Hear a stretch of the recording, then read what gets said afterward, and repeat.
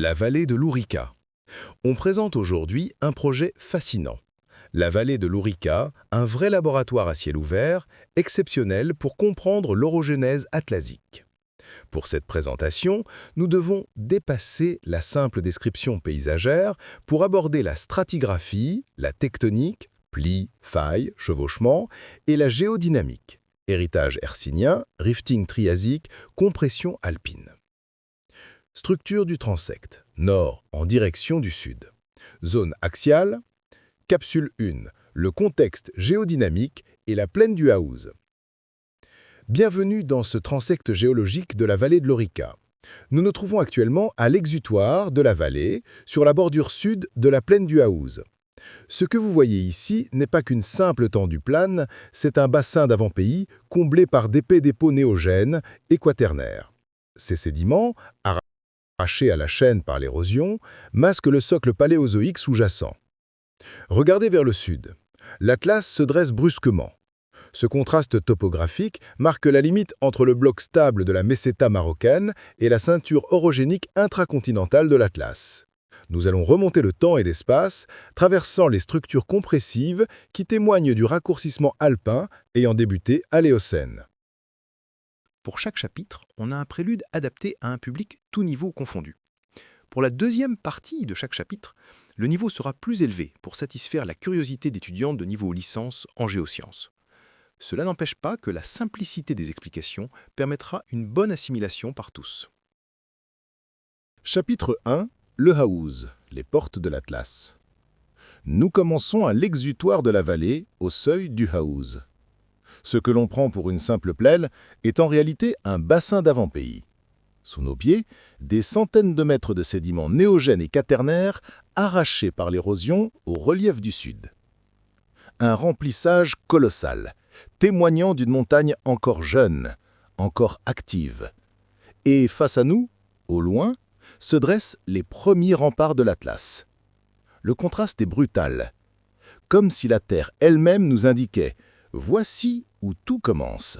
Imaginez un immense réceptacle naturel posé au pied des géants. La plaine du Haouz n'est pas juste une étendue plate, c'est une histoire de temps et d'eau. Géologiquement, c'est une vaste fosse d'effondrement. Coincée entre les vieilles collines des Gibilettes au nord et le majestueux Haut Atlas au sud, cette plaine est née de l'érosion de la montagne. Durant des millions d'années, les rivières ont charrié des tonnes de sédiments, galets, graviers, sable et argile. Ces couches se sont empilées sur des centaines de mètres d'épaisseur, formant ce qu'on appelle le remplissage alluvial. C'est cette géologie particulière qui a tout changé. Ces sédiments agissent comme une éponge géante, piégeant l'eau venue des cimes pour former une précieuse nappe phréatique. Sans ce bassin sédimentaire capable de stocker l'or bleu, l'oasis de Marrakech n'aurait jamais pu voir le jour. Le Haouz, c'est le cadeau de l'Atlas à la Terre. Chapitre 2.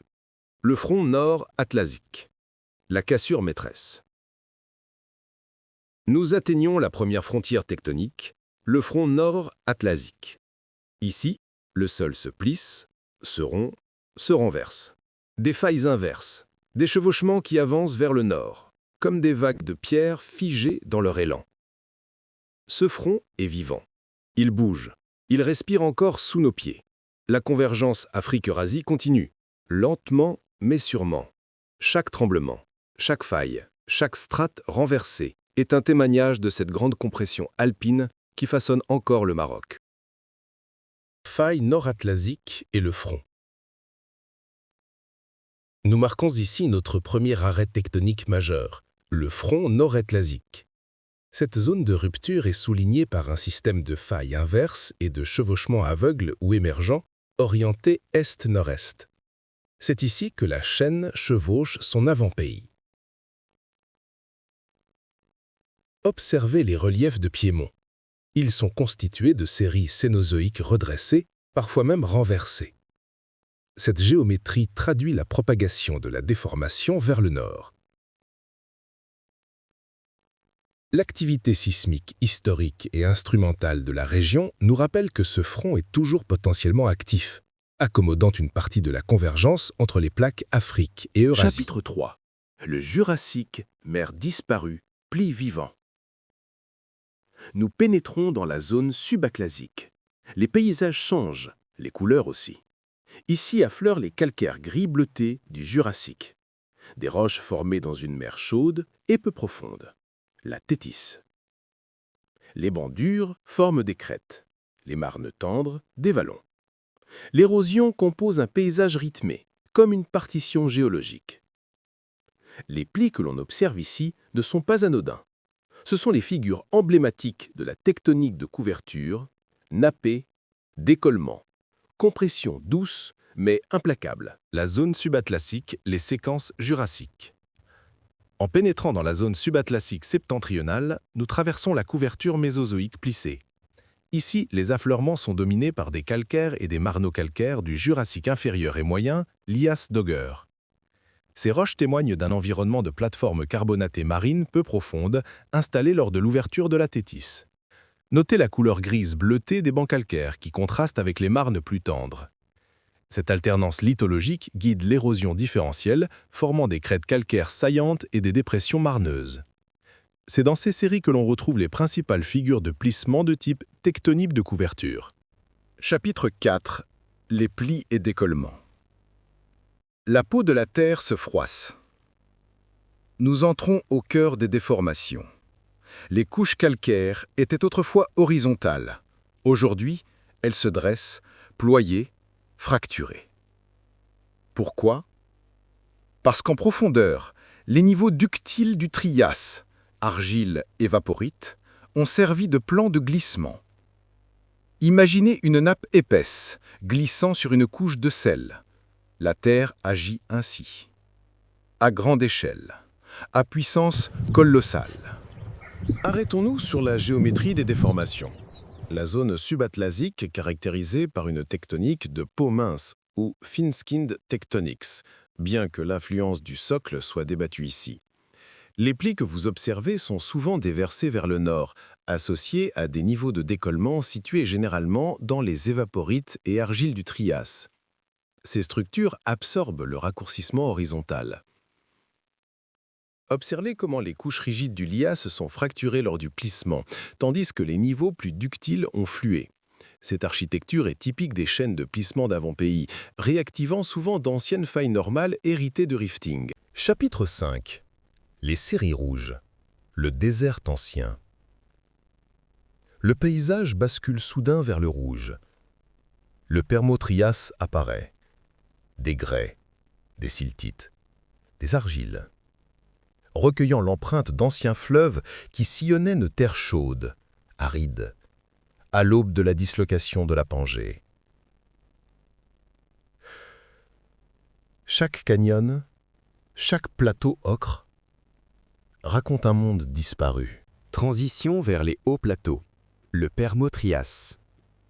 Nous changeons radicalement de décor et de lithologie. La couverture carbonatée jurassique laisse place à des séries détritiques rouges spectaculaires. C'est le Permo-Trias, T3, T4. Nous entrons dans la zone des hauts plateaux, comme le plateau du Yagour, visible sur les hauteurs environnantes. Ces grès et siltites rouges, souvent à stratification entrecroisée, marquent un environnement continental fluviatile et de plaine alluviale. Ils se sont déposés lors de la phase de rifting initiale, quand la Pangée a commencé à se disloquer. La couleur rouge intense est due à l'oxydation du fer sous un climat chaud et aride à l'époque. Chapitre 6. Les basaltes de la Campe, le feu sous la pierre. Voici les roches noires, massives, dures, les basaltes et dolérites du Trias-Lias. Il y a 200 millions d'années, la Terre s'ouvrait.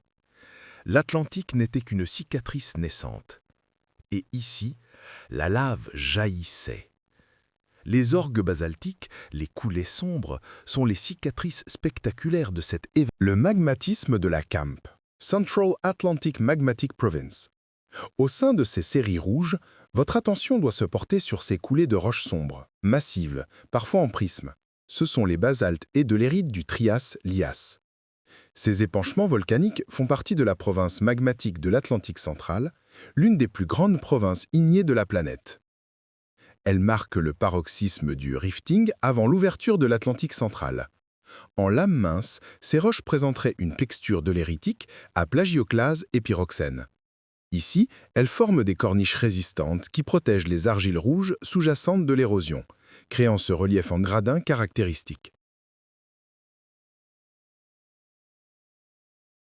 Chapitre 7. La discordance majeure. Le gouffre du temps.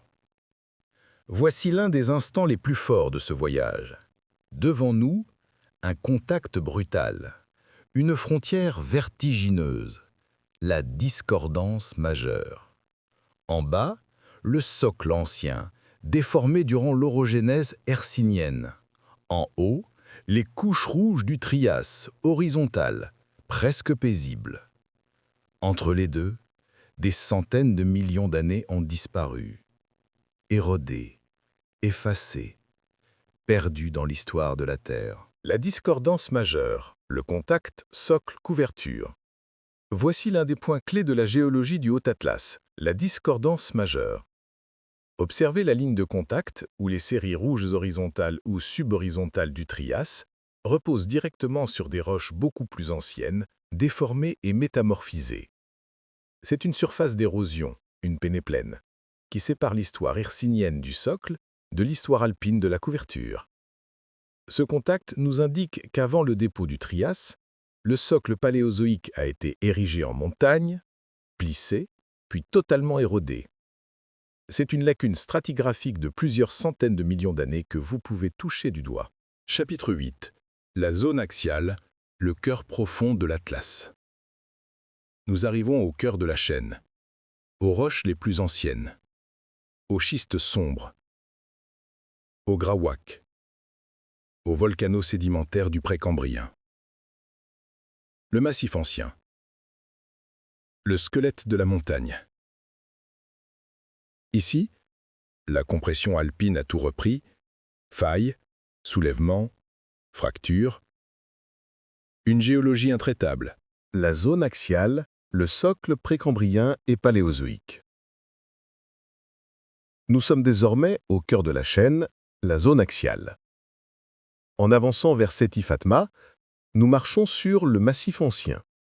Les roches ici sont principalement d'âge précambrien, néoprotérozoïque et paléozoïque inférieur.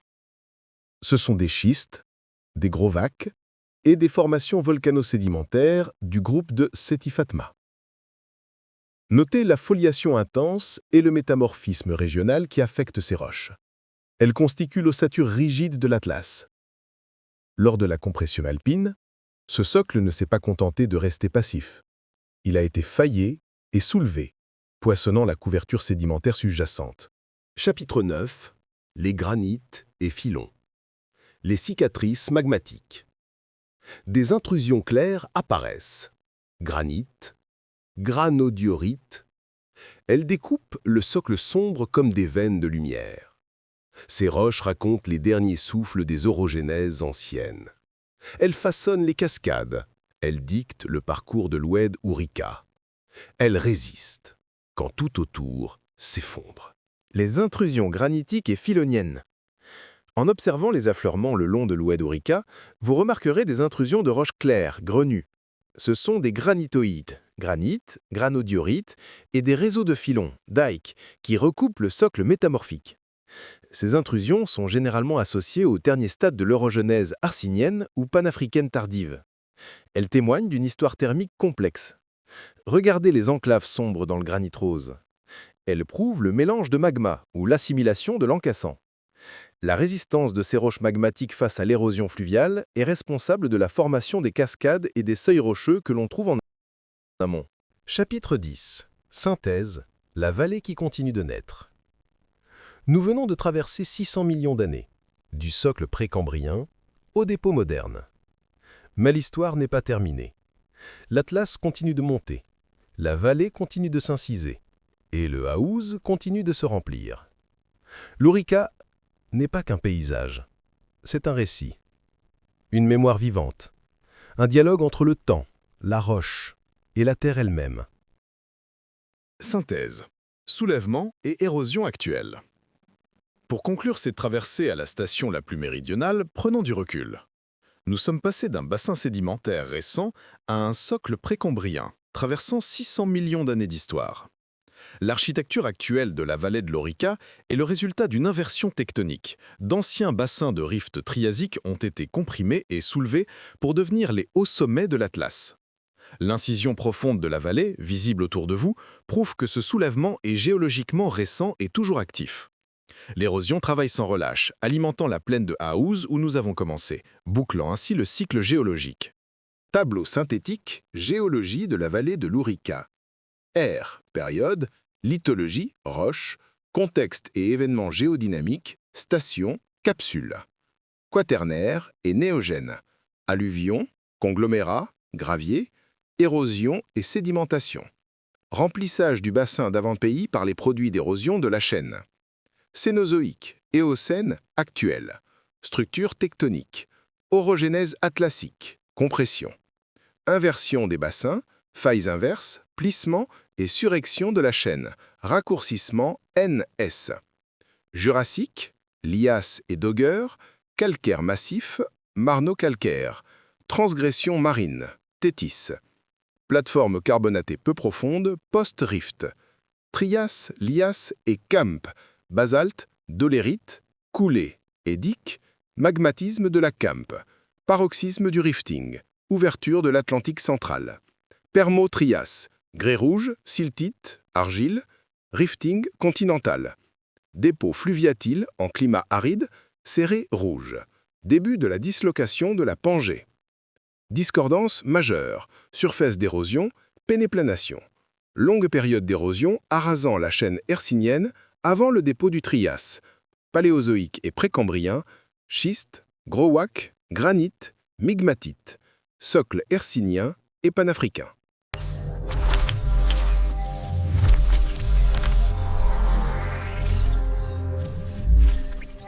Pour résumer notre histoire, on peut dire que la vallée de l'Orica est une véritable coupe géologique vivante du Haut-Atlas. Nous partons du nord, dans la plaine du Haouz, un bassin d'avant-pays rempli des sédiments arrachés à la chaîne. Puis apparaît le front nord-atlasique, faille inverse, chevauchement, sismicité, preuve d'une compression alpine encore active. Plus au sud, les roches du Jurassique racontent la mer de la Thétis. Les plis et déformations révèlent la tectonique de couverture glissant sur les niveaux ductiles du Trias. La transition vers les séries rouges du Permo-Trias nous plonge dans les paysages fluviaux d'un supercontinent en train de se briser. Puis surgissent les basaltes sombres du Trias-Lias, témoins du gigantisme volcanique de la Campe et du début de l'ouverture de l'Atlantique. La discordance majeure marque une frontière vertigineuse entre le socle ancien et la couverture triasique. En avançant, nous entrons dans la zone axiale, schiste et grauwacke précambrien, cœur métamorphique de l'Atlas.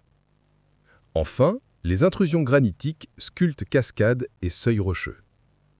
L'érosion actuelle continue d'entamer la chaîne, dont les matériaux viennent remplir le Haouz, bouclant les cycles. La vallée de l'Orica est ainsi un voyage géologique complet, un récit de rifting, de compression, de soulèvement et d'un paysage encore en train de naître. QCM, géologie de la vallée de l'Orica. Question 1. Structure du bassin du Haouz. Au niveau de l'exutoire de la vallée, au nord, la plaine du Haouz est géologiquement définie comme A. Un graben d'effondrement actif comblé de lave volcanique. B. Un bassin d'avant-pied comblé de sédiments néogènes et quaternaires. C. Un plateau karstique jurassique érodé. D. Un affleurement direct du socle précambrien. Question 2. La tectonique de la zone subatlasique. Le style tectonique observé dans la couverture mésozoïque, jurassique, de la zone subatlasique est principalement caractérisé par A. Une tectonique de socle avec de grands charriages cristallins. B. Une extension crustale majeure avec des failles normales actives. C. Une tectonique de couverture skin techniques avec des plis et décollements sur les niveaux triassiques. D. L'absence totale de déformation, série tabulaire. Question 3. Le magmatisme triassique-oliacien. Les basaltes et dolérites observés au sein des séries rouges du Trias témoignent de quel événement géodynamique majeur? A. La fermeture de l'océan Thétis, subduction. B. L'orogénèse hercynienne. C. La mise en place de la province magmatique de l'Atlantique central liée au rifting. D. L'impact d'une météorite géante. Question 4. La discordance majeure. Que représente la discordance majeure visible dans la vallée? A. Le contact faillé entre le bassin du Haouz et l'Atlas. B. La surface d'érosion séparant le socle paléozoïque plissé de la couverture mésozoïque. C. La limite entre les calcaires du Lias et les marnes du Dogger. D. Le passage du Trias inférieur au Trias supérieur. Question 5. Le socle de la zone axiale. Les roches constituant le massif ancien dans la zone axiale vers Seti Fatma sont principalement A. Des sables et argiles non consolidés du Quaternaire. B. Des évaporites, sel et gypse du Trias. C. Des roches métamorphiques et magmatiques du Précombrien et du Paléozoïque. D. Des calcaires récifaux riches en fossiles marins. Réponse et justification. Question 1. Réponse B. Le Haouz est le bassin d'avant-pays de la chaîne recevant les produits de démantèlement de l'Atlas. Question 2. Réponse C. Les séries sédimentaires se sont décollées sur les argiles sels du Trias, formant des plis sans impliquer directement le socle à cet endroit précis. Tectonique épidermique. Question 3. Réponse C. Ces roches, les trappes de l'Atlas, sont synchrones de l'ouverture initiale de l'Atlantique, Pangea Breakup. Question 5. Réponse B. C'est la lacune stratigraphique qui marque l'aplanissement de la vieille chaîne hercynienne avant le dépôt des séries rouges du rifting. Question 5. Réponse C. C'est l'ossature ancienne de la chaîne déformée bien avant le cycle alpin.